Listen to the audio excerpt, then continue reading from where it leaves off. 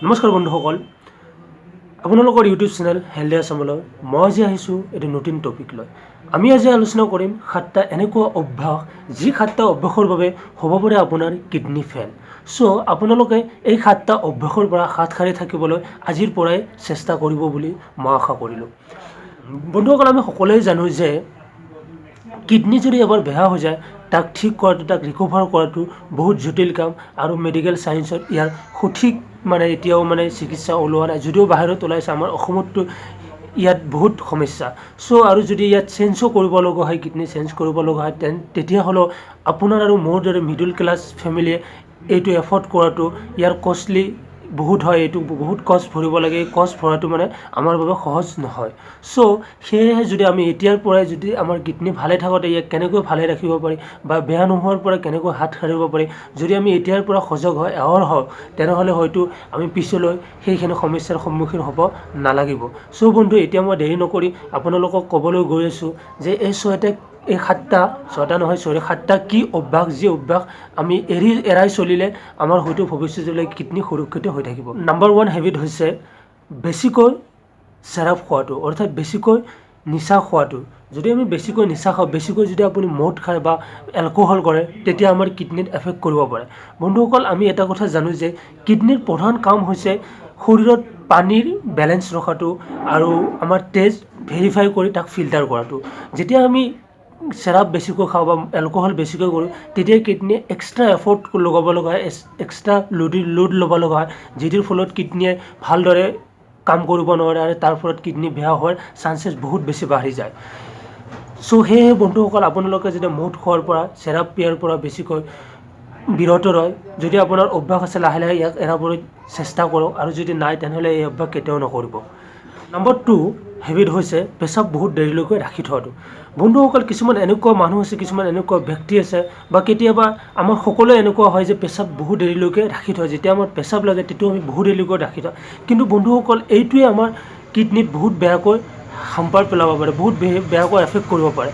যেনে ছাপ'জ ধৰক, যেতিয়া আমাৰ বহুত দেৰিলৈকে পেচাব লাগে, পেচাব নকৰোঁ, কিন্তু আমাৰ পেচাবটো ক'ত ৰৈছে? ব্লাডাৰত। আৰু ব্লাডাৰৰ পৰা যেতিয়া পেচাবটো বহুত দেৰিলৈকে আমি পেচাব নকৰোঁ, পেচাবটো কিডনিলৈকে আহিব পাৰে আৰু কিডনি দি বহুত বেয়াকৈ এফেক্ট কৰিব পাৰে।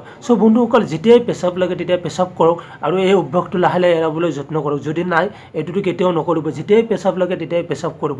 এই পেচাবটোৱে কিডনিত বহুত বেয়াকৈ এফেক্ট কৰিব পাৰে। বন্ধুসকল, 3 নম্বৰ অভ্যাসটো হৈছে কমকৈ পানী খোৱা অভ্যাস।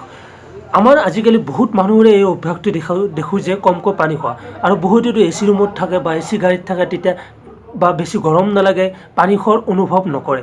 কিন্তু বন্ধুসকল, দিনত 2 পৰা 3 লিটাৰ, কমচে কম 2 পৰা 3 লিটাৰ পানী খাবই লাগে। আৰু পানী কমকৈ খোৱাৰ ফলত আমাৰ কিডনিত এফেক্ট কৰিব পাৰে। আমি সকলোৱে জানো কিডনিৰ প্ৰধান কাম হৈছে তেজ ফিল্টাৰ কৰা, তেজটো ভেৰিফাই কৰি তাক ফিল্টাৰ কৰা। কিডনিয়ে আমাৰ শৰীৰৰ ৱেষ্ট প্ৰডাক্টবোৰ আৰু টক্সিনবোৰ পেচাবৰ দ্বাৰা বাহিৰ কৰি উলিয়াই দিয়ে। আৰু যেতিয়া আমি কমকৈ পানী খাওঁ বন্ধুসকল, তেতিয়া সেইটো ফিল্টাৰ কৰিব নোৱাৰে আৰু ফিল্টাৰ কৰি বাহিৰলৈ ওলাই দিব নোৱাৰে। আৰু যদি আমি পানীয়ে কমকৈ খাওঁ, আপোনালোকে নিজেই ভাবক, যদি আমি পানীয়ে কমকৈ খাওঁ, তেনেহ'লে কিডনিয়ে ইয়াক কেনেকৈ ফিল্টাৰ কৰিব?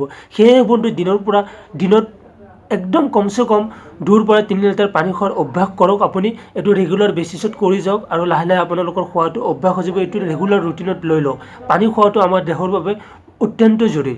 বন্ধুসকল, 4 নম্বৰ অভ্যাসটো হৈছে বেছিকৈ নিমখ খোৱা। আমি সকলোৱে জানো যে নিমখত ছ'ডিয়াম থাকে আৰু এই ছ'ডিয়ামে আমাৰ কিডনিত এফেক্ট কৰে। আজিকালি আমি বহুত মানুহক দেখোঁ যে হোটেলত গ'লেও বা ক'ৰবাত গ'লেও বা ঘৰলৈ আলহী আহিলেও বহুত ক্ষেত্ৰত মই পৰ্যবেক্ষণ কৰোঁ যে খানাত যিখিনি নিমখ থাকে তাত আৰু ওপৰত নিমখ ছটিয়াই লয়। কিন্তু লগতকৈ বেছি নিমখ খোৱাটো কিডনিৰ বাবে বহুত হাৰ্মফুল হয়। বন্ধুসকল, নিমখত ছ'ডিয়াম থাকে, এই ছ'ডিয়ামে কিডনিত আমাক বহুত এফেক্ট কৰে। সেয়েহে মই আশা কৰোঁ যাতে আপোনালোকে নিমখ পৰিমাণতকৈ বেছি নাখায়, যিমান পাৰে আপোনালোকে নিমখ কম খায়। বন্ধুসকল, 5 নম্বৰ হেবিটটো হ'ল বেছিকৈ চাহ খোৱা বা বেছিকৈ কফি খোৱা।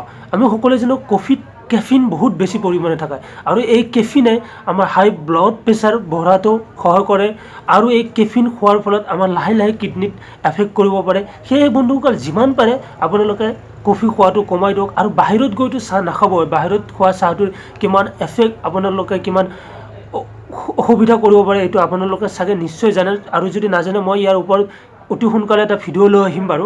এইটো আপোনালোকে চাব পাৰিব, চাহে আমাৰ শৰীৰত কেনেকৈ ক্ষতি কৰে। ঠিক আছে, আমি এতিয়া নেক্সট পইণ্টলৈকে গৈ আছোঁ। বন্ধুসকল 6 নম্বৰ অভ্যাসটো হৈছে 6 নম্বৰ হেবিটটো হৈছে কমকৈ টোপনি দিয়া।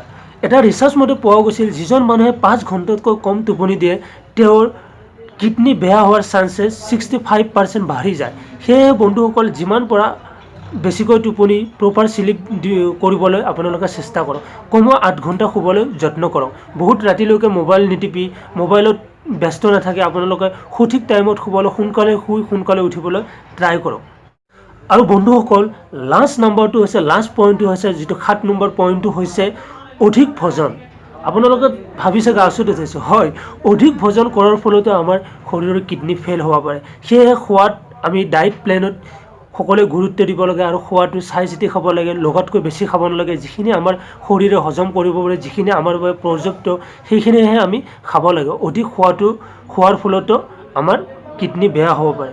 সেয়েহে বন্ধু মই আশা কৰোঁ যাতে আপোনালোকে খোৱাৰ ক্ষেত্ৰতো টাইম মেইনটেইন কৰি লয় বা আপোনালোকে দৈনিক ৰুটিন বনাই লয়, কেনেকৈ খাব লাগে, ৰাতি কিমান খাব লাগে, দিনত কিমান খাব লাগে। মই এই বিষয়টো আপোনালোকক ভিডিঅ' বনাই যাম, কিন্তু যিখিনি আপোনালোকক এতিয়া ক'লোঁ এইখিনি যাতে আপোনালোকে মনত ৰাখি যায়।